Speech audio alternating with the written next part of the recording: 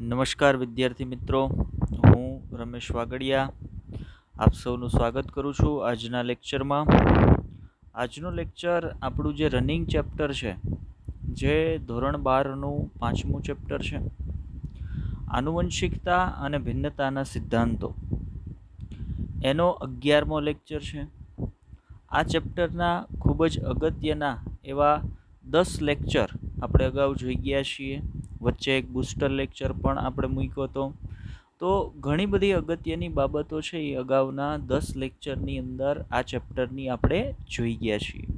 જેમ કે હું એક વખત ટૂંકમાં રિકોલ તમને કરાવું તો આપણે વાતની શરૂઆત કરી હતી આનુવંશિકતા અને ભિન્નતા એટલે શું, પછી જનીન વિદ્યાની વાત કરી, પછી જનીન વિદ્યાના પિતા મેન્ડલની વાત કરી, પછી મેન્ડલના કાર્યની વાત કરી જેને આપણે મેન્ડેલિઝમ કીધું હતું, જેની અંદર મેન્ડલનો એક સંકરણનો પ્રયોગ, મેન્ડલનો દ્વિસંકરણનો પ્રયોગ, મેન્ડલના એક સંકરણના પ્રયોગ પરથી આપવામાં આવેલા આનુવંશિકતાના નિયમો, જેમ કે પ્રભુતાનો નિયમ, જેમ કે વિશ્લેષણનો નિયમ, દ્વિસંકરણના પ્રયોગ પરથી આપવામાં આવેલ નિયમ, જેમ કે મુક્ત વિશ્લેષણનો નિયમ. તો આ બધી બાબતોનો સમાવેશ મેન્ડેલિઝમની અંદર થતો હતો, એની વાત આપણે કરી ગયા છીએ. ત્યાર પછીની વાત આપણે લીધી હતી ડેવિએશન ઓન મેન્ડેલિઝમ, એટલે તો ભાઈ મેન્ડલના કાર્યોનું વિચલન અથવા મેન્ડેલિઝમનું વિચલન. હવે એ શું છે તો ભાઈ એવી બાબતો કે જે મેન્ડલના નિયમોનું પાલન નથી કરતી, અથવા તો એવા સંકરણ કે જેની અંદર મેન્ડલે આપેલા જે કાંઈ નિયમો છે એનું પાલન નથી થતું, મેન્ડલે રજૂ કરેલા જે કાંઈ પરિણામો છે એ પરિણામોનું પાલન નથી થતું. તો એવા પ્રયોગોને અથવા એવા સંકરણોને મેન્ડલના કાર્યના વિચલન તરીકે, ડેવિએશન ઓન મેન્ડેલિઝમ તરીકે ઓળખવામાં આવે છે. તો છેલ્લા 2 લેક્ચરથી આપણે એના પર વાત કરીએ છીએ, મેન્ડેલિઝમના વિચલન પર વાત કરીએ છીએ, જેની અંદર આપણે એક બાબત જોઈ ગયા છીએ અપૂર્ણ પ્રભાવિતા. ત્યાર પછીના લેક્ચરમાં આપણે એક બાબત જોઈ ગયા છીએ સહપ્રભાવિતા. હવે એના પછી ડેવિએશન ઓન મેન્ડેલિઝમની અંદર આજે જે ટોપિક ઉપર, મતલબ આજના લેક્ચરમાં આપણે જે ટોપિક પર વાત કરવાના છીએ એ છે પ્લિયોટ્રોપી. હવે પ્લિયોટ્રોપી એટલે શું છે તો ભાઈ પ્લિયોટ્રોપી એટલે એક એવી ઘટના કે જેમાં એક જનીન દ્વારા એક કરતાં વધારે લક્ષણોનું નિયમન થાય છે. હવે પ્લિયોટ્રોપીને આપણે કઈ સંદર્ભમાં ભણીએ છીએ તો મેન્ડલના કાર્યના વિચલનના સંદર્ભમાં ભણીએ છીએ. હવે જેટલી વખત તમે મેન્ડલના કાર્યને ભણ્યા ત્યાં દરેક વખતે તમે જોયું હોય તો એક બાબત કોમન હતી કે એક લક્ષણનું નિયમન કરતા કેટલા જીન હતા તો ભાઈ હંમેશા એક લક્ષણનું નિયમન કરતું એક જ જીન હતું. હા, એના વિકલ્પ 2 હતા. ઉદાહરણ તરીકે હું તમને એમ કહું કે એક સંકરણના પ્રયોગમાં આપણે એક લક્ષણ લીધું હતું છોડની ઊંચાઈ, તો એ એક લક્ષણનું નિયમન કરતું એક જ જીન હતું ટી. એના 2 વિકલ્પ હતા, કેપિટલ ટી અને સ્મોલ ટી. એટલે એક ઊંચાઈની એક શક્યતા ઊંચા છોડ માટે જવાબદાર હતું ને એક નીચા છોડ માટે જવાબદાર હતું. તો એ એકબીજાના વૈકલ્પિક જનીનો હતા. તો ત્યાં શું હતું, એક જીન એક જ લક્ષણનું નિયમન કરે છે. પણ ક્યારેય એવી ઘટના સામે આવે અથવા તો આપણા ધ્યાનમાં આવે કે જેમાં એક જનીન દ્વારા એક કરતાં વધારે લક્ષણોનું નિયમન થતું હોય. ફરી વખત સાંભળજો કે જ્યારે એક જનીન દ્વારા એક કરતાં વધારે લક્ષણોનું નિયમન થતું હોય તો એ ઘટનાને પ્લિયોટ્રોપી તરીકે ઓળખવામાં આવે છે, જે મેન્ડલે કીધેલી બાબતને ખોટી સાબિત કરે છે. મેન્ડલે કીધું હતું એક લક્ષણનું નિયમન એક જનીન કરે છે. અહીંયા શું છે, એક જનીન દ્વારા એક કરતાં વધારે લક્ષણોનું નિયમન થાય છે, એટલે એ ડેવિએશન ઓન મેન્ડેલિઝમ થઈ જશે. તો ડેવિએશન ઓન મેન્ડેલિઝમના એક ભાગ સ્વરૂપે આજના લેક્ચરમાં આપણે વાત કરવાના છીએ પ્લિયોટ્રોપી. વિવિધ ઉદાહરણો લેશું આપણે પ્લિયોટ્રોપીને સમજવા માટે. ખાસ બે ઉદાહરણોની આપણે વાત કરવાના છીએ પ્લિયોટ્રોપીના સંદર્ભમાં. એક વટાણાની અંદર પ્લિયોટ્રોપીના સંદર્ભમાં એક્ઝામ્પલ લઈ અને આપણે એક જનીનની વાત કરવાના છીએ, અને બીજું માનવની અંદર એક જનીન જોવા મળે છે જે પ્લિયોટ્રોપી દર્શાવે છે, એના સંદર્ભમાં વાત કરશું. બરાબર, ચાલો તો લેક્ચરની શરૂઆત કરીએ. આજે આપણે કઈ બાબત પર વાત કરવાના છીએ? તો ભાઈ આપણી સામે જુઓ તમે પીડીએફની અંદર લખ્યું છે આજે આપણે પ્લિયોટ્રોફી પર વાત કરવાના છીએ. અને મેં તમને શરૂઆતમાં કીધું ભાઈ પ્લિયોટ્રોફી એટલે શું છે? તો ભાઈ પ્લિયોટ્રોફીનો અર્થ થાય છે જ્યારે એક જનીન દ્વારા એક કરતાં વધારે લક્ષણોનું નિયમન થતું હોય તો એને આપણે પ્લિયોટ્રોફી તરીકે ઓળખીએ છીએ. હવે સમજો, અહીંયા તમારી સામે આ જે રચના તમને દેખાય છે એ શું છે? તો ભાઈ આ જે રચના તમને દેખાય છે આને કહેવાય રંગસૂત્ર. એ એક રંગસૂત્ર છે, રંગસૂત્ર. હવે એ રંગસૂત્ર પર અહીંયા તમને એક રેડ કલરનો ભાગ દેખાય છે, લાલ કલરનો ભાગ દેખાય છે. એ શું છે? એ એક જીન છે, એ એક જનીન છે. જે રેડ કલરનો ભાગ દેખાય છે એ શું છે? એ એક જનીન છે. હવે જનીન કેટલા છે? માત્ર એક જ છે, માત્ર એક જ. જનીન કેટલા છે? તો માત્ર એક જ જનીન છે. પણ અહીંયા લખ્યું છે જો ટ્રેટ. ટ્રેટનો અર્થ થાય લક્ષણ. ટ્રેટનો અર્થ થાય લક્ષણ. તો એક જનીન છે પણ એ ટ્રેટ એ એટલે કે લક્ષણ એ, ટ્રેટ બી એટલે કે લક્ષણ બી અને ટ્રેટ સી એટલે કે લક્ષણ સી. તો એક જનીન દ્વારા અહીંયા તમે બહુ સ્પષ્ટ જોઈ શકો છો કે એક જનીન દ્વારા એક કરતાં વધારે લક્ષણોનું નિયમન કરવામાં આવે છે. તો એવી કોઈ પણ ઘટના કે જેની અંદર એક જનીન દ્વારા એક કરતાં વધારે લક્ષણોનું નિયમન થતું હોય એ ઘટનાને આપણે શું કહીએ છીએ? તો એ ઘટનાને જો અહીંયા લખી દીધું છે, એ ઘટનાને પ્લિયોટ્રોફી તરીકે ઓળખવામાં આવે છે. ફરી વખત સમજો કે ભાઈ પ્લિયોટ્રોફી એટલે શું છે? કન્સેપ્ટ મગજમાં ક્લિયર કરશો, બરાબર. આની પહેલાં એક એવું એક્ઝામ્પલ તમે જોઈ ગયા છો જે સેજ તમને આની સાથે કન્ફ્યુઝ કરાવે એવું છે. શું જોઈ ગયા છો? તમે જોઈ ગયા છો બહુવૈકલ્પિક કારકો. તમે શું જોઈ ગયા છો? બહુવૈકલ્પિક કારકો. હવે એ આના કરતાં એક્ઝેક્ટ ઊંધી બાબત છે, જેનું એક્ઝામ્પલ તમે શું જોઈ ગયા હતા? રુધિર જૂથ. જેના માટે તમે સહપ્રભાવિતા પણ કીધું હતું. ભાઈ માનવ રુધિર જૂથ એ સહપ્રભાવિતાનું અને સાથે સાથે બહુવૈકલ્પિક કારકોનું ઉદાહરણ છે. હવે બહુવૈકલ્પિક કારકો ક્યારે કહેવાય? તો ભાઈ જ્યારે એક જ લક્ષણનું નિયમન કરતા એક કરતાં વધારે જનીનો હોય. તો જનીન હતું કેપિટલ આઈ એ, એક જનીન હતું, કેપિટલ આઈ બી બીજું જનીન હતું અને સ્મોલ આઈ ત્રીજું જનીન હતું. મતલબ એક જનીનના 3 વિકલ્પો હતા. એક જનીનના 3 વિકલ્પો હતા. નોર્મલી કેટલા વિકલ્પ હોય? 2 વિકલ્પો હોય, કેપિટલ આઈ અને સ્મોલ આઈ. પણ અહીંયા 3 હતા, કેપિટલ આઈ એ, કેપિટલ આઈ બી અને સ્મોલ આઈ. મતલબ અહીંયા 2 કરતાં વધારે વિકલ્પ હતા એટલે તમે એને બહુવૈકલ્પિક કારકો કીધા હતા. તો અહીંયા 2 કરતાં વધારે જનીનો ભેગા મળીને એક જ લક્ષણનું નિયમન કરતા હતા તો એને બહુવૈકલ્પિક કારકો કીધા હતા. અહીંયા એના કરતાં એક્ઝેક્ટ ઊંધી બાબત. કેવી રીતે ઊંધી બાબત? તો ભાઈ અહીંયા જનીન એક જ છે પણ એ એક જનીન એક કરતાં વધારે લક્ષણોનું નિયમન કરે છે. તો જ્યારે પણ એવી કોઈ ઘટના સામે આવે કે જેમાં એક જનીન દ્વારા એક કરતાં વધારે લક્ષણોનું નિયમન થતું હોય ત્યારે એ ઘટનાને પ્લિયોટ્રોફી તરીકે ઓળખવામાં આવે છે. ચલો, પ્લિયોટ્રોફીનો કન્સેપ્ટ મગજની અંદર હવે ક્લિયર થઈ ગયો હશે. આપણે એકાદ એક્ઝામ્પલ સાથે એને સમજવાનો પ્રયત્ન કરીએ. તો પ્લિયોટ્રોફીનું પહેલું એક્ઝામ્પલ જે આપણે લેવાના છે એ વટાણાના છોડની અંદર આપણે લેવાના છીએ. વટાણાના છોડની અંદર એક જનીન એવું આવેલું છે કે જે જીન એક કરતાં વધારે લક્ષણોનું નિયમન કરે છે. તો મેં કીધું એમ જ્યારે કોઈ એક જીન એક કરતાં વધારે લક્ષણોનું નિયમન કરે ત્યારે એને પ્લિયોટ્રોફી, એ ઘટનાને પ્લિયોટ્રોફી તરીકે ઓળખવામાં આવે છે. એ જીનને પ્લિયોટ્રોપિક જીન કહેવાય. આગળ થિયરીમાં એની વાત કરીએ છીએ આપણે, બરાબર. ચાલો, શું કીધું છે જુઓ કે અત્યાર સુધી એટલે કે સામાન્ય રીતે અત્યાર સુધી આપણે એવું જોઈ ગયા કે જેમાં એક જનીન એક જ લક્ષણનું નિયમન કરે છે. અત્યાર સુધીના મોટા ભાગના ક્રોસ છે એ તમે યાદ કરો ડેવિએશન ઓન મેન્ડેલિઝમને બાદ કરતા હો, કેમ કે એ બધી બાબતો તો મેન્ડલને ખોટો સાબિત કરતી જ છે. જેટલું મેન્ડેલિઝમ હતું એની અંદર તમે યાદ કરો જેટલા પણ સંકરણ આપણે જોયા એ બધા જ સંકરણમાં જે ઉદાહરણો લીધા હતા એમાં શું હતું? તો ભાઈ એક જનીન એક લક્ષણનું નિયમન કરે છે. પણ ક્યારેક એવું બને, જો અહીંયા શું કીધું, જ્યારે એક જનીન એક કરતાં વધારે લક્ષણનું નિયમન કરે ત્યારે તે ઘટનાને પ્લિયોટ્રોપી તરીકે ઓળખવામાં આવે છે અથવા એને પ્લિયોટ્રોપી કહેવામાં આવે છે. અને આવું જીન કે જે જીન એક કરતાં વધારે લક્ષણોનું નિયમન કરે છે એ જીનને કહેવામાં આવે છે પ્લિયોટ્રોપિક જીન. તો આપણને એમ પૂછવામાં આવે બરાબર કે ભાઈ પ્લિયોટ્રોપિક જીન સંલગ્ન સાચો વિકલ્પ પસંદ કરો, તો એક વિકલ્પ એવો આપણને આપ્યો હોય કે ભાઈ એક કરતાં વધારે જનીનો દ્વારા નિયંત્રિત થતું લક્ષણ હોય તો એને પ્લિયોટ્રોપિક કહેવાય નહીં.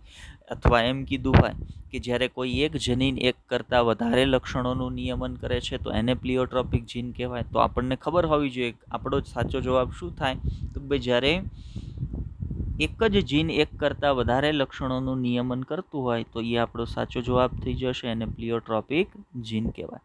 જેનું આપણે એક એક્ઝામ્પલ શેમાં જોવાના છીએ, જો અહીંયા મેં લખી દીધું છે કે જેનું એક ઉદાહરણ વટાણાના છોડમાં તમે જોઈ શકો છો. હવે વટાણાના છોડની અંદર એવું એક જીન આવેલું છે કે જે 2 લક્ષણોનું નિયમન કરે છે. જે 2 લક્ષણોનું નિયમન કરે છે એ જનીનના નામ આપ્યું છે જીન બી. પહેલાં થિયરી જે લખી છે એને વાંચવાનો પ્રયત્ન ન કરશો, પહેલાં હું જે સમજાવું છું એને આપણે સમજવાનું છે બરાબર. તો વટાણાની અંદર એ જે જીન છે એ જીનને કીધું જનીન બી. હવે આ જનીન બી છે તો એનું એક વૈકલ્પિક કારક પણ હશે. કયું હશે? જનીન સ્મોલ બી. આ કેપિટલ બીનું વૈકલ્પિક કારક હશે. તો જનીન બીનું વૈકલ્પિક કારક છે સ્મોલ બી, મુખ્ય જનીન છે કેપિટલ બી. હવે આ જે કેપિટલ બી જનીન છે એ વટાણાની અંદર કયા લક્ષણનું નિયમન કરે છે, તો કેપિટલ બી જનીન એક લક્ષણનું નિયમન કરે છે વટાણાના દાણાનો આકાર. આ પહેલું લક્ષણ આ જનીન દ્વારા નિયંત્રિત થાય છે. અને આ જ જનીન વટાણાની અંદર બીજા એક લક્ષણનું નિયમન કરે છે. હવે વટાણાના દાણાની અંદર જે શર્કરા હશે એ શર્કરા કયા સ્વરૂપમાં હશે? સ્ટાર્ચના સ્વરૂપમાં હશે. અને વટાણાના દાણાની અંદર જે સ્ટાર્ચ આવેલો હશે ને એ કયા સ્વરૂપે હશે? તો સ્ટાર્ચ કણ સ્વરૂપમાં હશે. સ્ટાર્ચના નાના નાના કણ સ્વરૂપની અંદર હશે બરાબર. તો આ જે સ્ટાર્ચ કણ વટાણાના દાણાની અંદર આવેલા હશે ને એના કદનું નિયમન, એ સ્ટાર્ચ કણનું કદ નાના હશે, મોટા હશે કે મધ્યમ કદના હશે, એનું નિયમન પણ કોના વડે થાય છે? તો ભાઈ જનીન બી વડે થાય છે. મતલબ જનીન એક જ છે, કયું? જનીન બી. પણ એ કેટલા લક્ષણોનું નિયમન કરે છે? 2. ક્યાં? એક વટાણાના દાણાનો આકાર અને બીજું વટાણાના દાણામાં રહેલ જે સ્ટાર્ચ છે એ સ્ટાર્ચના કણનું કદ. સ્ટાર્ચ મોટા કદના, સ્ટાર્ચના કણ મોટા કદના હશે, સ્ટાર્ચના કણ મધ્યમ કદના હશે કે સ્ટાર્ચના કણ નાના કદના હશે. એ નિયમન કરવાનું કામ પણ કોનું છે? જનીન બીનું છે. મતલબ જનીન બી છે એ એક કરતાં વધારે લક્ષણનું નિયમન કરે છે. તો જનીન બી જે વટાણાની અંદર આવેલું છે એ કેવું જનીન થઈ જશે? એ પ્લિયોટ્રોપિક જનીન થઈ જશે. ચાલો હવે થિયરી પોર્શનની અંદર આ સંદર્ભની મેં જે કાંઈ માહિતી મૂકી છે એને સમજવાનો પ્રયત્ન કર્યો. ચાલો, તો વટાણાના છોડમાં શું કીધું? જો વટાણાના છોડમાં તમે તેને જોઈ શકો છો. હવે કયું જીન છે? જનીન બી, જે વટાણાના છોડમાં દાણાના ગોળ આકાર માટે, એટલે કે દાણાના આકાર માટે, સાથે વટાણાના દાણામાં રહેલ સ્ટાર્ચ કણના કદનું નિયમન કરે છે. મતલબ જનીન એક જ છે, જનીન બી, પણ લક્ષણો કેટલા? 2. એક તો વટાણાના દાણાનો આકાર, અહીંયા ગોળ દાણાનો આકાર લખાઈ ગયું છે, એની જગ્યાએ એવું આવશે દાણાનો આકાર. અને બીજું જનીન કયું આવશે? દાણામાં રહેલા સ્ટાર્ચના જે કણ હશે ને એનું કદ. તો આ 2 લક્ષણનું નિયમન એક જ જનીન વડે થાય છે. એટલે એ જનીનને કેવું જનીન કહેવાશે? એ જનીનને પ્લિયોટ્રોપિક જનીન કહેવાશે. અને એ ઘટનાને શું કહેવાશે? તો એ ઘટનાને પ્લિયોટ્રોપી તરીકે ઓળખવામાં આવશે. ચાલો આગળ વધીએ કે જનીન બીનું વૈકલ્પિક કારક શું હશે? સ્મોલ બી હશે. જનીન બીનું વૈકલ્પિક કારક કોણ હશે? Small B. તમે આમ પણ કહી શકો કે સ્મોલ બીનું વૈકલ્પિક કારક કોણ હશે? Capital B. મતલબ જનીનની જોડીમાં રહેલા બંને જનીનો એકબીજાના વૈકલ્પિક કારક હોય. તમે પહેલાને મુખ્ય તરીકે લ્યો તો બીજું એનું વૈકલ્પિક થાય, બીજાને મુખ્ય તરીકે લ્યો તો પહેલું એનું વૈકલ્પિક થઈ જાય. મતલબ જનીન કેપિટલ બીનું વૈકલ્પિક કારક સ્મોલ બી હશે. ચલો આગળ વધીએ. એ સંદર્ભમાં આગળ કઈ માહિતી વિશે આપણે વાત કરવાની છે? તો હવે આવું આપણે કયા સંદર્ભમાં કહીએ છીએ કે ભાઈ જનીન બી છે એ પ્લિયોટ્રોપિક જીન છે એને સમજવાનો પ્રયત્ન કરીએ. પાછળ હું તમને આના સંદર્ભનો એક ક્રોસ પણ સમજાવીશ, બરાબર? સંકરણની આખું ચાર્ટ છે એ પણ સમજાવીશ કે જેથી કરીને આ બાબતને આપણે સરળતાથી સમજી શકીએ.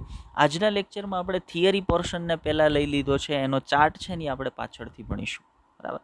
ચલો આગળ વધીએ. તો શું કીધું છે?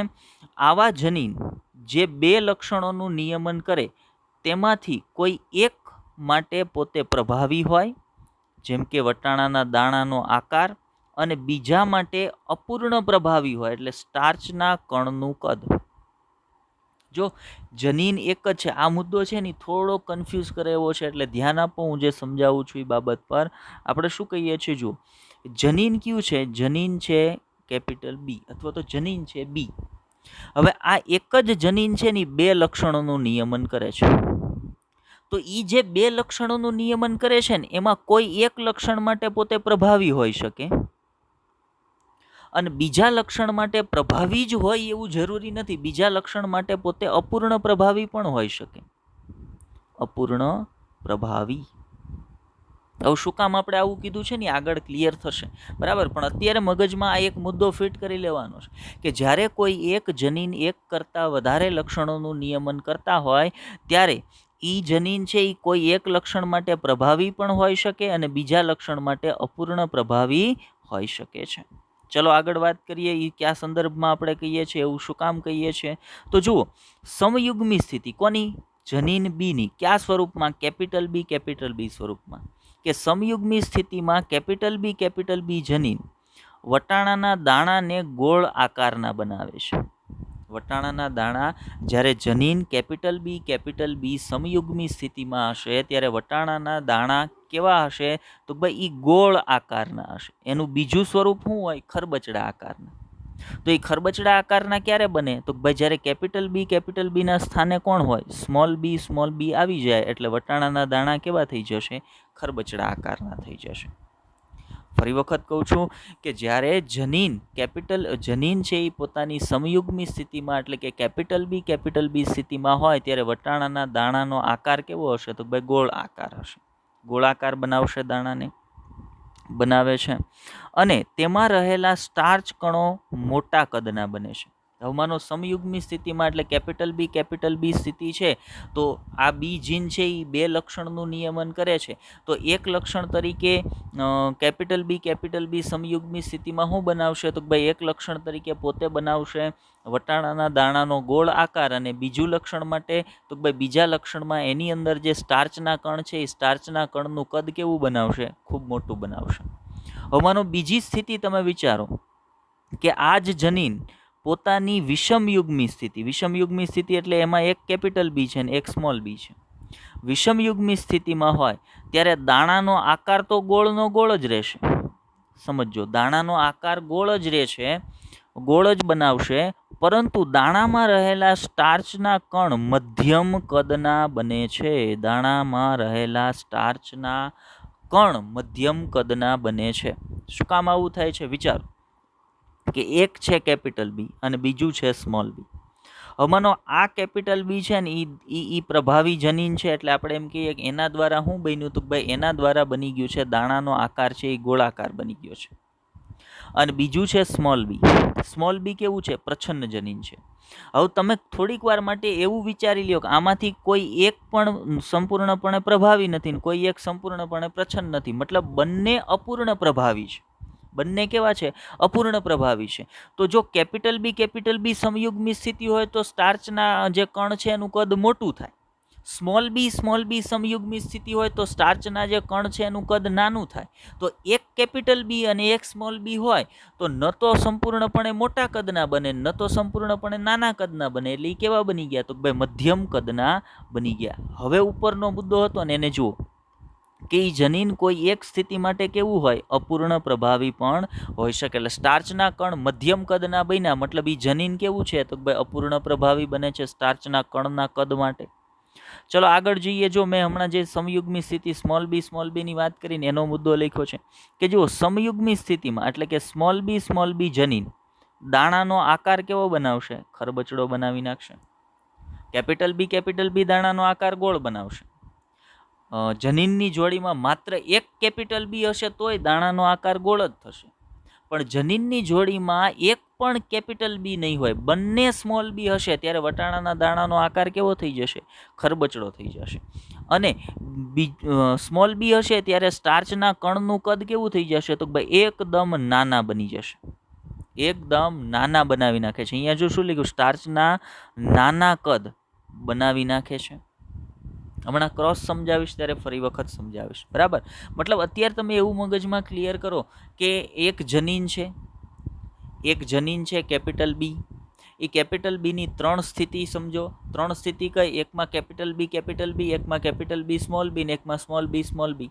હવે જ્યારે કેપિટલ બી જનીન જનીન બી પોતાની સમયુગ્મી સ્થિતિ એટલે કેપિટલ બીમાં હોય ત્યારે એ વટાણાના દાણાનો ગોળ આકાર બનાવશે અને એની અંદર રહેલા સ્ટાર્ચના કણને મોટા કદના બનાવશે. જ્યારે વિષમયુગ્મી સ્થિતિ એટલે એક કેપિટલ બી અને એક સ્મોલ બી હોય ત્યારે એ વટાણાના દાણાનો આકાર તો ગોળ બનાવશે, પણ એની અંદર રહેલા જે સ્ટાર્ચના કણ છે એને મધ્યમ કદના બનાવી નાખશે. અને જ્યારે સમયુગ્મી સ્થિતિ એટલે સ્મોલ બી હોય ત્યારે વટાણાના દાણાનો આકાર ખરબચડો બનશે અને એની અંદર રહેલા સ્ટાર્ચના કણ કેવા થઈ જશે? નાના કદના બનશે. તો અહીં શું કીધું? જો તો અહીં આપણે સ્પષ્ટપણે જોઈ શકીએ છીએ કે જનીન બી એ વટાણાના છોડમાં 2 લક્ષણોનું નિયમન કરે છે. કયા 2 લક્ષણોનું નિયમન કરે? દાણાનો આકાર અને દાણામાં રહેલા સ્ટાર્ચના કણનું કદ. તો જે ઘટનાને શું કહેવાય? એ ઘટનાને પ્લિયોટ્રોપી કહેવાય છે. હવે પ્લિયોટ્રોપીની ઘટના માટે એક ચાર્ટને સમજીએ. અહીંયા નીચે આપણે એક ચાર્ટ મૂક્યો છે પ્લિયોટ્રોપીની ઘટનાને સમજાવતો. જુઓ, આપણે જે ઉપર વાત કરીને એને હવે મેં એક ચાર્ટમાં સમજાવી છે, મતલબ સંકરણનો ચાર્ટ છે પ્લિયોટ્રોપીની ઘટનાને સમજાવતો. ચલો ઓકે, આપણે સ્લાઇડને થોડીક નાની કરી દઈએ એટલે આપણને બધી વસ્તુ ક્લિયર દેખાશે. ચાલો, હવે આ સંકરણનો પ્રયોગ કોની વચ્ચે કરાવવામાં આવ્યો છે તો સમજો. અહીંયા લખી દીધું છે કેપિટલ બી સામે છે સ્મોલ બી. તો આ છોડ કેવો હશે? તો ભાઈ આની અંદર ગોળ વટાણાના દાણા હશે અને એની અંદર રહેલા સ્ટાર્ચના કણ મોટા કદના હશે. આ છોડના લક્ષણ શું હશે? તો ભાઈ એની અંદર ખરબચડા દાણા હશે અને એની અંદર રહેલા સ્ટાર્ચના કણ છે એકદમ નાના કદના હશે. હવે આને આપણે પી પેરેન્ટ તરીકે, પેરેન્ટલ જનરેશન અથવા પી પેઢી તરીકે લઈ લીધા. જો આ ઉપરના 2 છોડ છે એને તમે પી પેઢીના છોડ તરીકે લઈ લ્યો છો. અને એમાં ક્યાં છે? જો ગોળ અને મોટા સ્ટાર્ચના કણવાળા, એટલે ગોળ આકાર અને મોટા સ્ટાર્ચના કણવાળા. અને સ્મોલ બી એ ખરબચડા અને નાના સ્ટાર્ચના કણવાળા. આવા 2 છોડને તમે પસંદ કરી લીધા સંકરણ કરાવવા માટે પી પેઢીના છોડ તરીકે. હવે એની વચ્ચે તમે સંકરણ કરાવો એટલે સૌથી પહેલી ઘટના કઈ બને? તો એની વચ્ચે તમે સંકરણ કરાવો એટલે સૌથી પહેલી ઘટના બને જન્યુ બને.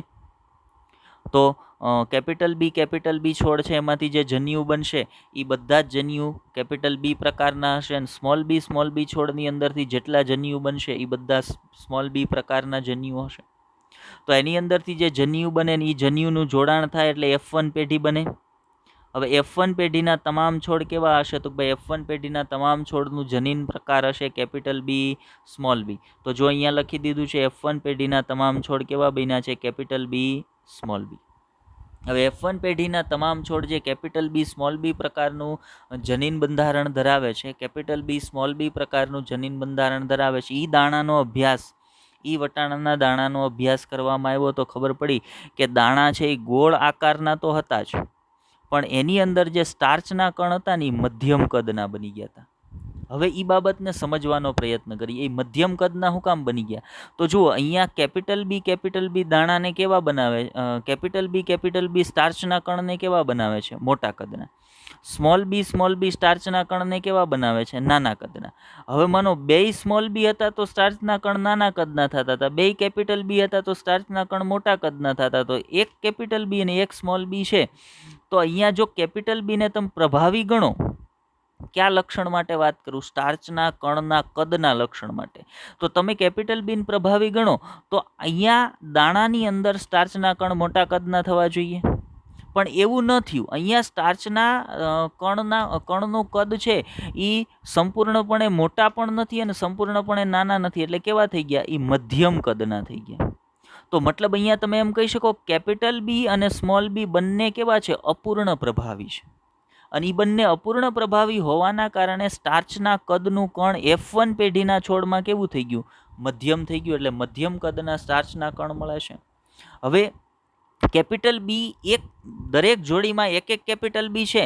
હવે કેપિટલ બી છે એ કેપિટલ બી જનીન છે એ 2 લક્ષણોનું નિયમન કરે છે, પણ એ 2 લક્ષણોમાં એક લક્ષણ માટે પોતે અપૂર્ણ પ્રભાવી છે. કયા લક્ષણ માટે? સ્ટાર્ચના કણનું કદ, એના માટે અપૂર્ણ પ્રભાવી છે. પણ વટાણાના દાણાનો જે આકાર છે એના માટે કેપિટલ બી જીન છે ને એ પ્રભાવી છે. હવે એ પ્રભાવી છે એટલા માટે જુઓ, કેપિટલ બી સ્મોલ બી હોવા છતાં પણ દાણા કેવા બન્યા? ગોળ આકારના બન્યા. શું કામ? તો ભાઈ જોડીમાં એક કેપિટલ બી તો છે જ ને. એક કેપિટલ બી હોય ને કેપિટલ બી ગોળ દાણાના આકાર માટે પ્રભાવી છે, એટલે દાણા કેવા બની જશે? ગોળ આકારના બની જશે. પણ એ જ કેપિટલ બી જનીન સ્ટાર્ચના કણના કદ માટે પ્રભાવી નથી. કેવું છે? અપૂર્ણ પ્રભાવી છે. એટલે F1 પેઢીના છોડની અંદર સ્ટાર્ચના કણનું કદ કેવું થઈ ગયું? મધ્યમ થઈ ગયું. એટલે F1 પેઢીના છોડ તમને કેવા મળ્યા? ગોળ આકારના દાણા, અને સ્ટાર્ચ એની અંદર જે સ્ટાર્ચના કણ છે એ કેવા બની ગયા? મધ્યમ કદના બની ગયા. હવે એ જે F1 પેઢીના છોડ હતા, F1 પેઢીના જે 2 છોડ મળ્યા હતા, capital B small B, capital B small B, એની વચ્ચે હવે શું કરાવવાનું છે? તો ભાઈ એની વચ્ચે આપણે કરાવવાનું છે સ્વફલન. કેમ કે F1 પેઢીના છોડ વચ્ચે તો આપણે દરેક સંકરણમાં જોયું છે શું કરાવીએ છીએ? સ્વફલન જ કરાવીએ છીએ. મતલબ આપણે ગોળ દાણા અને મધ્યમ કદના સ્ટાર્ચના કણ ધરાવતા 2 છોડ વચ્ચે સેલ્ફિંગ કરાવ્યું, એટલે કે સ્વફલન કરાવ્યું. તો ન્યા સંકરણ થાય એટલે સૌથી પહેલું ઘટના કઈ બને? તો ભાઈ જન્યુ બને. એટલે જુઓ, આ છોડમાંથી 2 જન્યુ બન્યા, એક કેપિટલ બી બનશે, એક સ્મોલ બી બનશે. સેમ આ છોડમાંથી 2 જન્યુ બન્યા, એક કેપિટલ બી બનશે, એક સ્મોલ બી બનશે. હવે શું થયું? તો ભાઈ આ જન્યુ અને આ જન્યુ એ બંને જોડાણા. એટલે અહીંયા જે જનીન, અહીંયા જે પહેલો છોડ બન્યો એનો જનીન પ્રકાર શું બની ગયો? એનો જનીન પ્રકાર બન્યો કેપિટલ બી, કેપિટલ બી. બીજો જે છોડ બન્યો એનો જનીન પ્રકાર બનશે કેપિટલ બી, સ્મોલ બી. ત્રીજાનો જનીન પ્રકાર બનશે કેપિટલ બી, સ્મોલ બી. ચોથાનો જનીન પ્રકાર બનશે સ્મોલ બી, સ્મોલ બી. હવે શું થયું? તો ભાઈ એક લક્ષણ માટે તમે જુઓ ને, તો એક લક્ષણ માટે આ જનીન પ્રકારનો રેશિયો, જો જનીન પ્રકાર બંને લક્ષણ માટે શું મળ્યા? 1:2:1. મતલબ મેન્ડલનો જે જનીન પ્રકાર હતો એ જ. પણ સ્વરૂપ પ્રકાર માટે તમે એક લક્ષણને વિચારશો ને, સ્વરૂપ પ્રકાર માટે એક લક્ષણને વિચારશો, કયો? વટાણાના દાણાનો આકાર. એ લક્ષણ માટે તમે વિચારશો ને તો મેન્ડલ સાચા છે. શું સાચા છે? આ 3 છોડ એવા છે જેની અંદર ગોળ આકારના દાણા છે, અને આ એક છોડ એવો છે જેની અંદર ખરબચડા આકારના દાણા છે. પણ એ જ જીન જે બીજા લક્ષણનું નિયમન કરે છે, જે સ્ટાર્ચના કણનું કદ છે, તો એ લક્ષણના સંદર્ભમાં તમે વિચારશો ને તો પહેલા છોડમાં સ્ટાર્ચના કણના કદ મોટા હતા. છેલ્લામાં જેમાં સમયુગ્મી સ્થિતિમાં સ્મોલ બી છે એની અંદર નાના હતા. પણ એવો છોડ કે જેના જનીન પ્રકારમાં એક કેપિટલ બી અને એક સ્મોલ બી છે, એની અંદર સ્ટાર્ચના કણ ન તો સંપૂર્ણપણે મોટા થયા ન તો સંપૂર્ણપણે નાના થયા. એ કેવા થઈ ગયા? મધ્યમ કદના થયા. મતલબ ઈ લક્ષણ માટે બી જનીન બી, કયા લક્ષણ માટે? સ્ટાર્ચના કણનું કદ. આ લક્ષણ માટે જનીન બી છે એ કેવું છે? અપૂર્ણ પ્રભાવી. જ્યારે વટાણાના દાણાના આકાર માટે ઈ જનીન કેવું છે? પ્રભાવી. બરાબર. હવે આવું જનીન કે જે એક જ જનીન 2 લક્ષણનું નિયમન કરતું હોય, જેમ કે વટાણાના દાણાનો આકાર અને બીજું સ્ટાર્ચના કણનું કદ, તો એવા જનીનને કેવું જીન કહેવાય? તો ભાઈ એવા જનીનને પ્લિયોટ્રોપિક જીન કહેવાય. આ ઘટનાને શું કહેવાય? આ ઘટનાને પ્લિયોટ્રોપી તરીકે ઓળખવામાં આવે છે. ચલો, તો તમને સમજાઈ ગયું હશે. આ બાબત NCERTની અંદર પણ આપેલી છે. સહપ્રભાવિતાની નીચે સીધું કોઈ પણ પ્રકારનો ઉલ્લેખ કર્યા વગર આ એક્ઝામ્પલ તમને વટાણાનું આપી દીધું છે, જે પ્લિયોટ્રોપીની ઘટના સમજાવે છે. આ સિવાય NCERTની અંદર પ્લિયોટ્રોપીનું બીજું એક એક્ઝામ્પલ તમને આપ્યું છે, એ છે ફિનાઇલ કીટોન્યુરિયા. ફિનાઇલ કીટોન્યુરિયા શું છે? ફિનાઇલ કીટોન્યુરિયા છે ને, યાદ રાખજો, એક પ્રકારની અનિયમિતતા છે.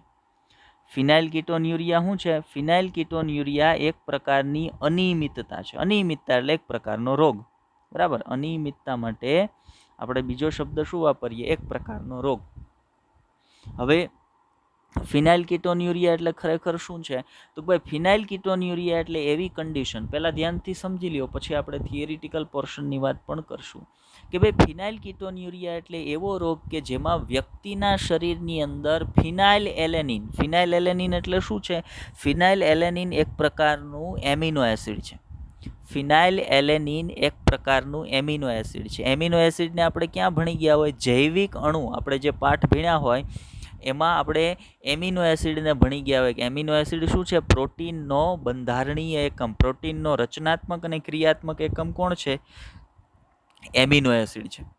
તો એવું એક એમિનો એસિડ, કુલ આપણા શરીરમાં કેટલા એમિનો એસિડ છે? 21 પ્રકારના એમિનો એસિડ છે. એમાંનું એક એમિનો એસિડ છે ફિનાઇલ એલેનિન. હવે ફિનાઇલ એલેનિન તમારા શરીરમાં ક્યાંથી આવે? તો એક તો ઓલરેડી તમારા શરીરની અંદર જે પ્રોટીન હાજર છે એ પ્રોટીન તૂટે, એનું વિખંડન થાય એટલે એમાંથી ફિનાઇલ એલેનિન છૂટવું પડે.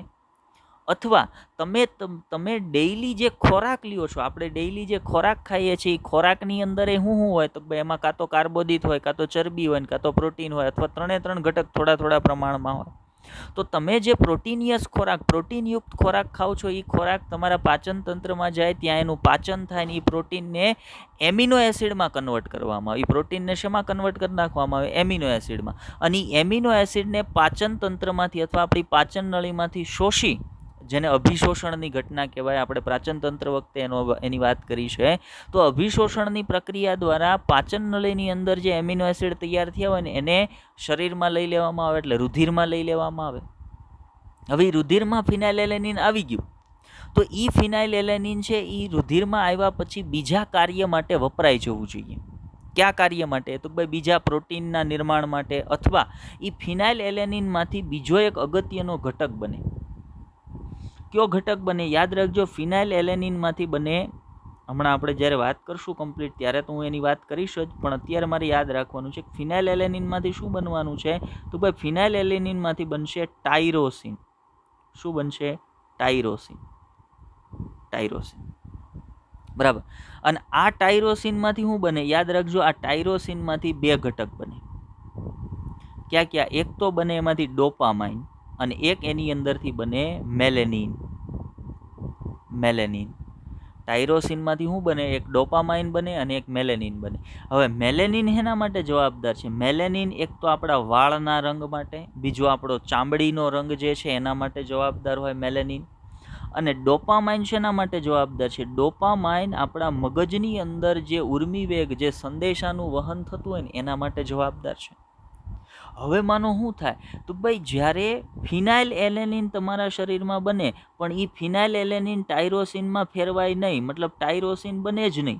ફિનાઇલ એલેનિન છે, ફિનાઇલ કીટોન્યુરિયા કઈ અનિયમિતતાને કહેવાય ને એની વાત કરું છું અત્યારે. ફિનાઇલ કીટોન્યુરિયા એટલે જ્યારે તમારા શરીરમાં રહેલું ફિનાઇલ એલેનિન એમિનો એસિડ ટાયરોસિનમાં રૂપાંતરિત ન થાય, એના પરિણામ સ્વરૂપે ડોપામાઇન ન બને, એના પરિણામ સ્વરૂપે મેલેનિન ન બને, એટલે શરીરની અંદર અનિયમિતતાઓ છે સર્જાય. હવે કઈ કઈ અનિયમિતતા સર્જાણી? તો જુઓ, મગજની અંદર જે કેમિકલની જરૂર છે ડોપામાઇન એ નથી બનતું, એટલે વ્યક્તિ માનસિક રીતે મંદ થતો જાય, એની માનસિક ક્ષમતા ઘટતી જાય, મેન્ટલ રિટ્રાડેશન આવતું જાય, માનસિક રીતે એ વ્યક્તિ નબળો પડતો જાય, માનસિક મંદતા આવતી જાય એની અંદર. એક લક્ષણ થયું. બીજું લક્ષણ શું થશે? બીજું લક્ષણ, એ વ્યક્તિ કે જેની અંદર ફિનાઇલ કીટોન્યુરિયા છે એ વ્યક્તિના ચામડીનો રંગ બીજા સામાન્ય વ્યક્તિના ચામડીના રંગ કરતાં થોડોક સફેદ થઈ જશે. તો બીજું લક્ષણ, ચામડીનો રંગ નથી આવતો. ત્રીજું લક્ષણ, આવો વ્યક્તિ છે ને એ હેર લોસ કરશે, એટલે વાળ ગુમાવશે, એના વાળ ખરવાની પ્રોબ્લેમ હશે, વાળ છે એ ઓછા ઉગવાની પ્રોબ્લેમ, આ બધા જ પ્રકારના લક્ષણ છે એની અંદર જોવા મળે. તો હવે વિચારો કે એક જ કારણ પણ સામે લક્ષણો કેટલા છે? 3 લક્ષણો છે. યાદ રાખજો આ વાતને. હું હમણાં પ્લિયોટ્રોપી સંદર્ભ, આ હું કામ પ્લિયોટ્રોપીનું એક્ઝામ્પલ છે ને એની યારે કનેક્ટ કરાવીશ ને ત્યારે આ માહિતી તમને અગત્યની લાગશે. હવે સમજો, આ આખું ઘટના બનવા માટે જવાબદાર કોણ છે? તો ભાઈ આખી ઘટના મેં જે તમને વાત કરી ને એ બધું થવા માટે જવાબદાર છે એક ઉત્સેચક. આ બધું થવા માટે જવાબદાર છે એક ઉત્સેચક. ઉત્સેચકનું નામ ઇમ્પોર્ટન્ટ યાદ રાખજો, ફિનાઇલ એલેનિન હાઇડ્રોક્સિલેઝ. ટૂંકમાં એને કહેવાય ફિનાઇલ એલેનિન હાઇડ્રોક્સિલેઝ, PAH. યાદ રાખજો, IMP, ફિનાઇલ કીટોન્યુરિયા. ફિનાઇલ કીટોન્યુરિયાને ટૂંકમાં કહેવાય PKN, ફિનાઇલ કીટોન્યુરિયા. અને એ થવા માટે જવાબદાર ઉત્સેચક છે એને કહેવાય ફિનાઇલ એલેનિન હાઇડ્રોક્સિલેઝ, IMP છે ભાઈ, યાદ રાખજો. હવે આ જે ઉત્સેચક છે એ એક ઉત્સેચકની ગેરહાજરીના કારણે આ જે બધી વાત મેં તમને કરી ને કે ભાઈ ટાયરોસિન છે એ ન બને, એ બધું આ એક ઉત્સેચકના કારણે થાય. અને ઉત્સેચક કેમાંથી બને? યાદ રાખજો, દરેક ઉત્સેચક છે ને એ એક જનીન દ્વારા બને. શું કામ? તો જનીનનું કામ શું હોય? જનીનનું કામ હોય પ્રોટીનનું સંશ્લેષણ કરવું, ઉત્સેચકનું સંશ્લેષણ. કેમ કે મોટાભાગના ઉત્સેચક છે ને પ્રોટીન કન્ટેન્ટ ધરાવતા હોય, પ્રોટીનના બનેલા હોય. તો એ કઈ રીતે બને? તો ભાઈ જનીન પાસે આ ઉત્સેચક બનાવવાની માહિતી હોય. જનીન પાસે આ ઉત્સેચક બનાવવાની માહિતી હોય. જનીન છે એ પ્રત્યાંકન અને ભાષાંતરણની પ્રક્રિયા દ્વારા શું કરે? ઉત્સેચક બનાવે. જનીન પ્રત્યાંકન અને ભાષાંતરણની પ્રક્રિયા દ્વારા ઉત્સેચક બનાવે. હવે મતલબ આપણે સીધું એવું કહી શકીએ ને કે કોઈ એક જીનનું કામ શું છે? ઉત્સેચક બનાવવાનું. હવે સમજી લ્યો કે એ જીનની અંદર કોઈ એક ખામી આવી ગઈ. એ જીનની અંદર કોઈ એક ખામી આવી ગઈ. ક્યાં જીનની અંદર? જે જનીન ફિનાઇલ એલેનિન હાઇડ્રોક્સિલેઝ ઉત્સેચક બનાવતો હતો એ જનીનની અંદર કંઈક ખામી આવી ગઈ. એટલે હવે માનો કે એ જનીન નથી, એ જનીન કામ કરતું નથી. હવે એ ખામી આવવાનું કારણ શું હોય? ખામી આવવાનું કારણ હોય વિકૃતિ. વિકૃતિના કારણે જનીનના બંધારણમાં ફેરફાર થઈ જાય. અને જનીનના બંધારણમાં ફેરફાર થાય ને એટલે એ જનીને જે સામાન્ય કાર્ય કરવાનું હતું, શું સામાન્ય કાર્ય કરવાનું હતું? ફિનાઇલ એલેનિન હાઇડ્રોક્સિલેઝ ઉત્સેચક બનાવવાનું હતું. હવે જનીન ફિનાઇલ એલેનિન હાઇડ્રોક્સિલેઝ ઉત્સેચક બનાવી શકતું નથી. ફિનાઇલ એલેનિન હાઇડ્રોક્સિલેઝ ઉત્સેચક ન બન્યો એટલે ઘટના શું થઈ? તો ભાઈ ફિનાઇલ એલેનિન હાઇડ્રોક્સિલેઝ ઉત્સેચક ન બન્યો એટલે જે ફિનાઇલ એલેનિન એમિનો એસિડ તમારા શરીરમાં બન્યું હતું ને, કઈ રીતે બને છે આગળ મેં તમને વાત કરી. તો એ ફિનાઇલ એલેનિન જે તમારા શરીરમાં બન્યું હતું ને, એ ફિનાઇલ એલેનિન હેમાં કન્વર્ટ ન થાય? ટાયરોસિનમાં કન્વર્ટ ન થાય. નોર્મલ કન્ડિશનમાં શું થવું જોઈએ? ફિનાઇલ એલેનિન ટાયરોસિનમાં કન્વર્ટ થઈ જવું જોઈએ. પણ એ થવા માટે જરૂરી કોણ છે? ફિનાઇલ એલેનિન હાઇડ્રોક્સિલેઝ. અને એ બનાવવા માટે કોણ જરૂરી છે? જનીન. એ જનીનમાં થઈ વિકૃતિ, એના કારણે જનીનનું સ્વરૂપ બદલાઈ ગયું, એટલે જનીનનું બંધારણ બદલાઈ ગયું. એના કારણે એ જનીન હવે ફિનાઇલ એલેનિન હાઇડ્રોક્સિલેઝ બનાવી શકતો નથી. અને ફિનાઇલ એલેનિન હાઇડ્રોક્સિલેઝ ન બને એટલે ફિનાઇલ એલેનિન છે એ ટાયરોસિનમાં રૂપાંતરિત થાય નહીં. હવે માનો ફિનાઇલ એલેનિન ટાયરોસિનમાં ન રૂપાંતરિત થાય ને એટલે શું થાય? તો ભાઈ એવા વ્યક્તિમાં ફિનાઇલ એલેનિન છે એ કાં તો ફિનાઇલ એલેનિન સ્વરૂપમાં એના રુધિરની અંદર એકઠું થતું જાય, અથવા તો એ ફિનાઇલ એલેનિન છે એ ફિનાઇલ પાયરુવિક એસિડમાં કન્વર્ટ થઈ જાય. એ ફિનાઇલ એલેનિન છે એ શેમાં કન્વર્ટ થઈ જાય? ફિનાઇલ પાયરુવિક એસિડમાં કન્વર્ટ થઈ જાય. ને ફિનાઇલ પાયરુવિક એસિડ સ્વરૂપે વ્યક્તિના રુધિરમાં એકત્રિત થાય. અને ખૂબ ઊંચું પ્રમાણ વ્યક્તિના રુધિરમાં ફિનાઇલ એલેનિનનું ખૂબ ઊંચું પ્રમાણ વ્યક્તિના રુધિરમાં ફિનાઇલ એલેનિનનું ખૂબ ઊંચું પ્રમાણ વ્યક્તિ માટે ઝેરી સાબિત થતું હોય છે, અથવા નુકસાનકારક સાબિત થતું હોય છે. તો આવી નુકસાન કરતી જે અવસ્થા છે ને એને શું કહેવાય? ફિનાઇલ કીટોન્યુરિયા કહેવાય. ક્યારે થાય? ફિનાઇલ એલેનિન હાઇડ્રોક્સિલેઝ ઉત્સેચકની હાજરીમાં. મતલબ હવે આપણને ફિનાઇલ કીટોન્યુરિયા શું છે એ સમજાઈ ગયું કે ભાઈ ફિનાઇલ કીટોન્યુરિયા એટલે ફિનાઇલ એલેનિન છે એનું ટાયરોસિનમાં રૂપાંતરણ ન થાય એટલે એવા વ્યક્તિના શરીરમાં ફિનાઇલ એલેનિન છે એ રુધિરમાં એકઠું થતું જાય, રુધિરની અંદર ફિનાઇલ એલેનિનનું પ્રમાણ વધતું જાય. એટલે એ વ્યક્તિને કઈ કન્ડિશન છે એમ કહી શકાય? તો ભાઈ એ વ્યક્તિને ફિનાઇલ કીટોન્યુરિયા છે.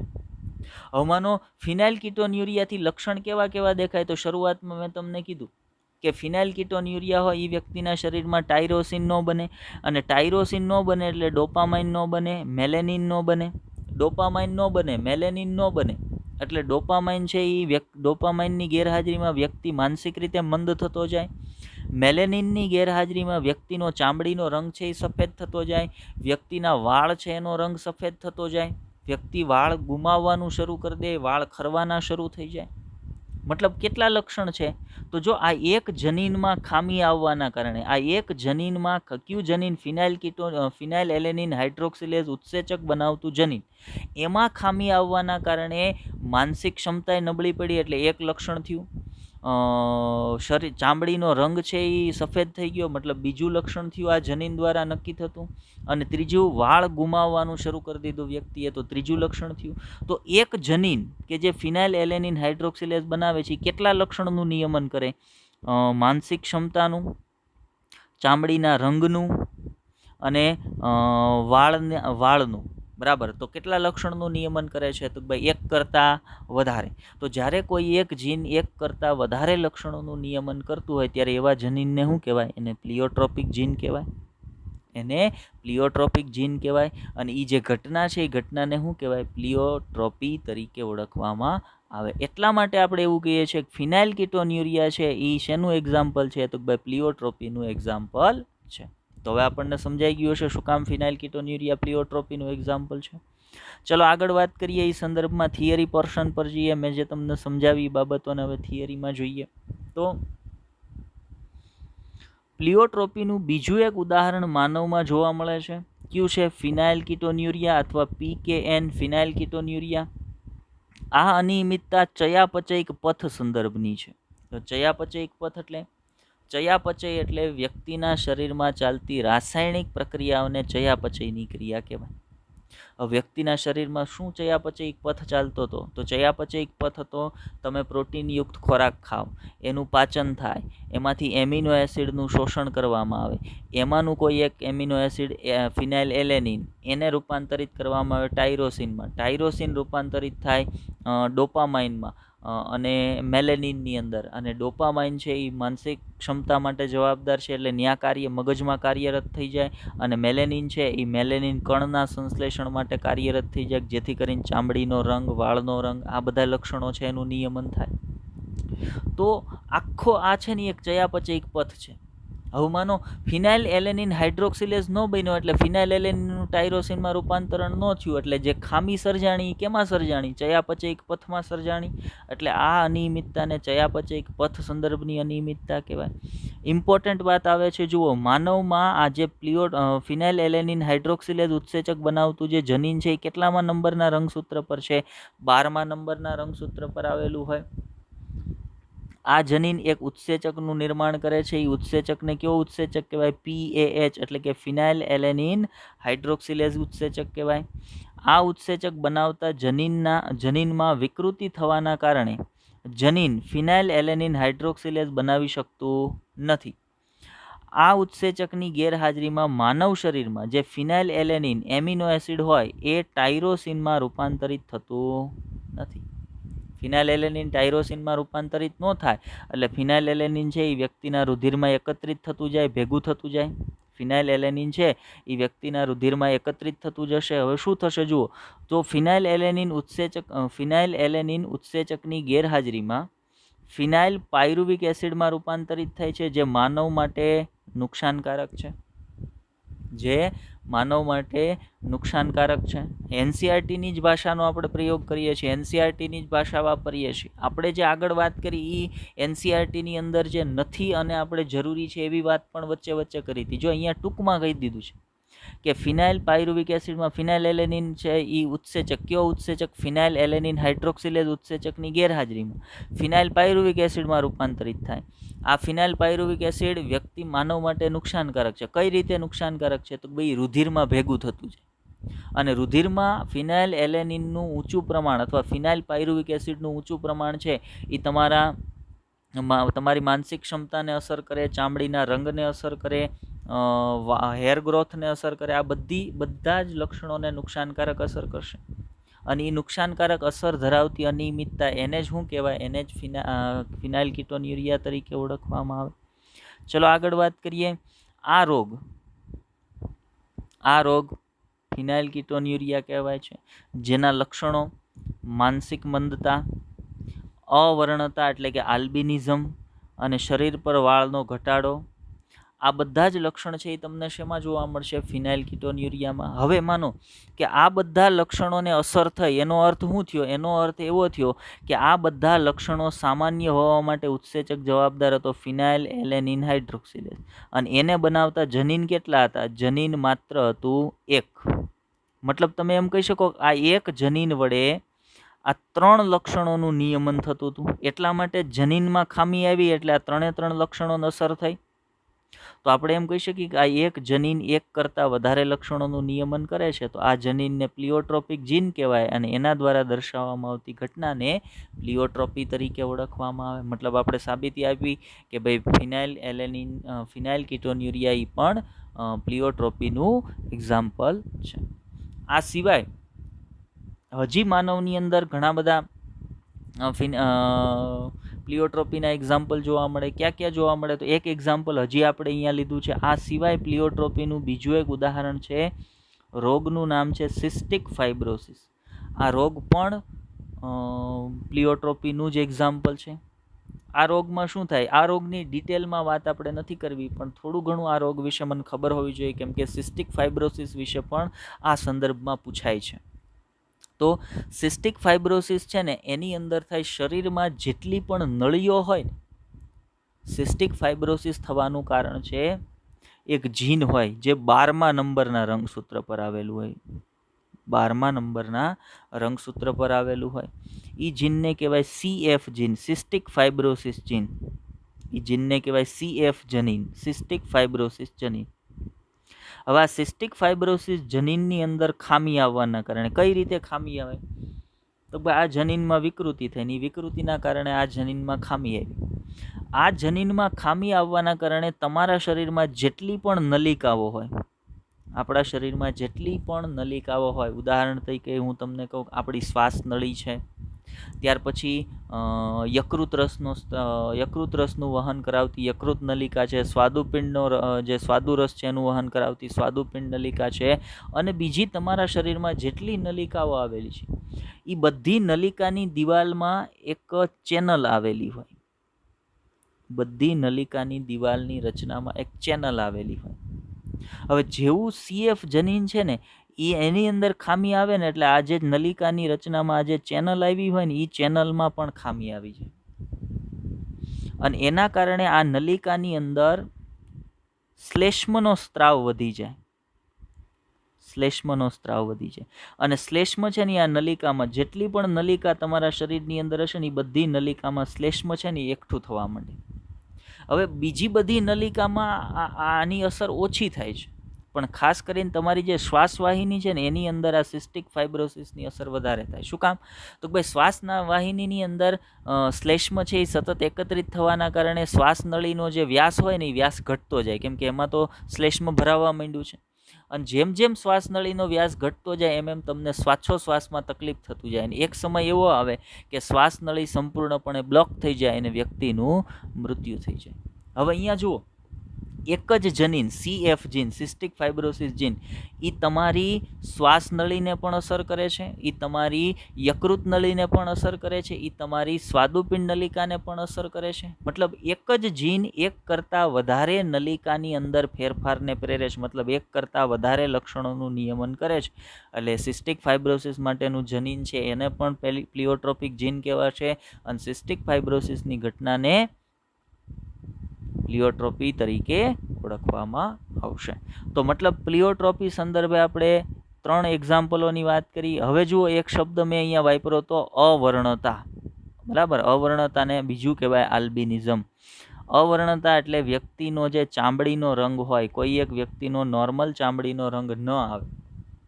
અહીંયા જુઓ, આ જે સ્ત્રી છે, માતા છે, એની અંદર નોર્મલ ચામડીનો રંગ છે, પણ એનું જે બાળક છે એની ચામડી તમે જોશો તો એની અંદર કોઈ જાતનો રંગ નથી, ચામડી છે એ સફેદ છે. આવું થવાનું કારણ એની ચામડીની અંદર જે કણ આવેલા હોય એને કહેવાય મેલેનિન કણ. એ મેલેનિન દ્રવ્યનું સંશ્લેષણ ન કરે, મેલેનિન દ્રવ્યનું સંશ્લેષણ ન થાય, એના કારણે વ્યક્તિનો ચામડીનો રંગ છે એકદમ સફેદ થઈ જતો હોય. ચામડીનો આ સફેદ રંગ છે એ કન્ડિશનને આલ્બિનિઝમ અથવા અવર્ણતા તરીકે ઓળખવામાં આવે છે. ઘણી બધી તમને જુદા જુદા ઘણા બધા એનિમલની અંદર જોવા મળશે, મનુષ્યની અંદર પણ આ ઘટના જોવા મળે. મનુષ્યમાં આપણે અહીંયા બધા આ ઘટનાને કોઢ તરીકે ઓળખીએ છીએ કે ભાઈ જ્યારે ચામડીનો રંગ છે એ સફેદ થઈ જાય એટલે આપણે એમ કહીએ કે ભાઈ વ્યક્તિને કોઢ છે. તો એ કોઢનું બીજું નામ શું છે? અવર્ણતા અથવા આલ્બિનિઝમ. આલ્બિનિઝમ થવાનું એક કારણ, માત્ર એ એક જ કારણ નથી, પણ આલ્બિનિઝમનું એક કારણ ફિનાઇલ કીટોન્યુરિયા પણ છે. ચાલો, તો આલ્બિનિઝમની આપણે સ્પષ્ટતા કરી. તો આટલી બાબત વિશે પ્લિયોટ્રોપીના સંદર્ભમાં આપણે આજના લેક્ચરમાં વાત કરવાની હતી. હવે ગઈકાલે મેં તમને એક બાબત ભણાવી હતી, માનવ રુધિર જૂથ. બરાબર, એના સંદર્ભે થોડીક વાત આજે થોડીક લેશું. કઈ રીતે? તો એમાં એક કોષ્ટક મેં તમને ભણાવ્યું હતું, એની અંદર આપણને માહિતી આપી હતી રુધિર જૂથની આનુવંશિકતા. એ કોષ્ટકની અંદરથી ઘણા બધા પ્રશ્નો પૂછાય છે. કયા પ્રકારના પ્રશ્ન પૂછાય? તો માનો એક પ્રશ્ન હું તમને એક્ઝામ્પલ તરીકે અહીંયા આપું કે ભાઈ એક માતા છે, એ માતાનું રુધિર જૂથ તમને ખબર છે, કીધું છે માતાનું રુધિર જૂથ એ છે. પિતા છે એનું રુધિર જૂથ તમને કહી દીધું છે, પિતાનું રુધિર જૂથ બી છે. અને પ્રશ્ન તમને એવો પૂછ્યો છે કે બાળકનું શક્યતઃ રુધિર જૂથ જણાવો. આવો પ્રશ્ન તમને પૂછ્યો છે. બરાબર, તો આપણે શક્યતઃ રુધિર જૂથ જણાવી શકીએ બાળકનું? તો ભાઈ હા, જણાવી શકીએ. કેમ? તો આપણને ખબર છે કે રુધિર જૂથ માટેના જનીનો છે એ બાળકને ક્યાંથી મળવાના છે? માતા અને પિતા તરફથી જ મળવાના છે. તો હવે તમને માતા અને પિતાનું જનીન પ્રકાર અથવા જનીન બંધારણ ખબર હોય ને તો બાળકનું શક્યતઃ જનીન બંધારણ ગોતી શકાય. હવે માનો માતાનું રુધિર જૂથ એ છે, તો એ પ્રકારનું રુધિર જૂથ ક્યારે થાય? જનીન કેવા હોવા જોઈએ? તો ભાઈ કેપિટલ આઈ એ આ વસ્તુ કાલ ભણ્યા હતા. આ વ્યક્તિનું રુધિર જૂથ છે એ પ્રકારનું હોય. અથવા કેપિટલ આઈ એ સ્મોલ આઈ, આનું રુધિર જૂથ એ પ્રકારનું હોય. એટલે માતાની અંદર કાં તો આ પ્રકારનું જનીન બંધારણ છે કાં તો આ પ્રકારનું જનીન બંધારણ છે, તો જ એનું રુધિર જૂથ એ પ્રકારનું થાય. બીજું વિચારો પિતાનું. પિતા બી પ્રકારનું રુધિર જૂથ ધરાવે છે, એટલે કેપિટલ આઈ બી અથવા કેપિટલ આઈ બી સ્મોલ આઈ, આ પ્રકારનું રુધિર જૂથ પિતાનું હશે.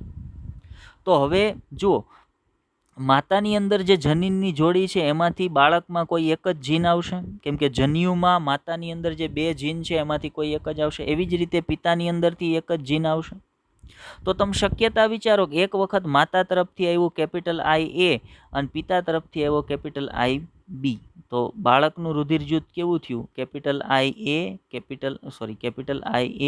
કેપિટલ આઈ બી. તો આ બાળકનું રુધિર જૂથ કેવું થાય? એ બી થઈ ગયું. તો આપણને બાળકનું શક્યતા રુધિર જૂથ ખબર પડી. હવે માનો એવું વિચારો કે પિતા તરફથી આવે છે સ્મોલ આઈ અને માતા તરફથી આવે છે એ, તો કેપિટલ આઈ એ સ્મોલ આઈ, તો બાળકનું રુધિર જૂથ કેવું થઈ જશે? એ પ્રકારનું થઈ જશે. હવે એક કન્ડિશન તમે એવી વિચારો કે માતા તરફથી મળે છે સ્મોલ આઈ અને પિતા તરફથી મળે છે કેપિટલ આઈ બી અને માતા તરફથી મળે છે સ્મોલ આઈ, તો બાળકનું રુધિર જૂથ કેવું થઈ જશે? બી પ્રકારનું થઈ જશે. હવે માનો માતા તરફથી મળે છે સ્મોલ આઈ અને પિતા તરફથી મળે છે સ્મોલ આઈ, તો બાળકનું રુધિર જૂથ કેવું થઈ જશે? ઓ પ્રકારનું થઈ જશે. તો આનો જવાબ શું આવશે? મેં જે તમને પ્રશ્ન પૂછ્યો હતો એનો, તો બાળકનું શક્યતઃ રુધિર જૂથ એ બી પણ હોઈ શકે, એ પણ હોઈ શકે, બી પણ હોઈ શકે અને ઓ પણ હોઈ શકે. આ પ્રશ્ન એવો હતો એટલે શક્યતઃ રુધિર જૂથમાં 4 પ્રકાર આવી શકે. તો આ રીતના તમને પ્રશ્ન આજે ટોપિક આપણે ગયા લેક્ચરમાં ભણી ગયા ને એની અંદરથી પૂછાઈ શકે. બરાબર, આપણે આજના હોમવર્કમાં એક તમને આવો ક્વેશ્ચન પૂછશું પણ ખરા. બરાબર, ચલો તો આજના લેક્ચરમાં જેટલી માહિતીની વાત કરવાની હતી એ તો બધી પૂરી થઈ ગઈ.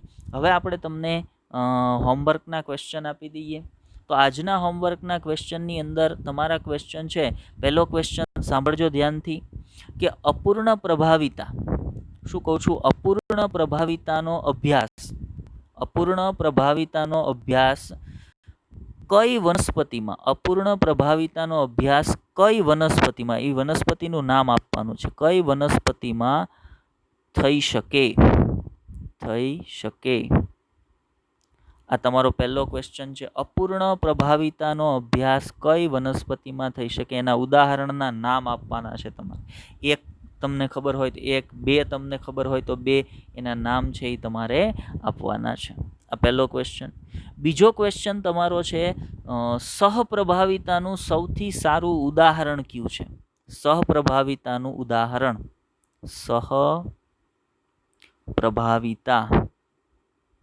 પ્રભાવિતાનું ઉદાહરણ. સૌથી સારું ઉદાહરણ સહપ્રભાવિતાનું કયું છે? આ તમારો બીજો ક્વેશ્ચન છે. ત્રીજો ક્વેશ્ચન આપણે તમને આપીએ. ચાલો, આ 2 ક્વેશ્ચન નોટ કરી લીધા. ત્રીજા ક્વેશ્ચનની વાત કરીએ. ત્રીજો ક્વેશ્ચન મેં જે તમને હમણાં સમજાવ્યું ને એ પ્રકારનો ક્વેશ્ચન આપીએ કે પિતાનું રુધિર જૂથ છે પિતાનું રુધિર જૂથ છે O પ્રકારનું. માતાનું રુધિર જૂથ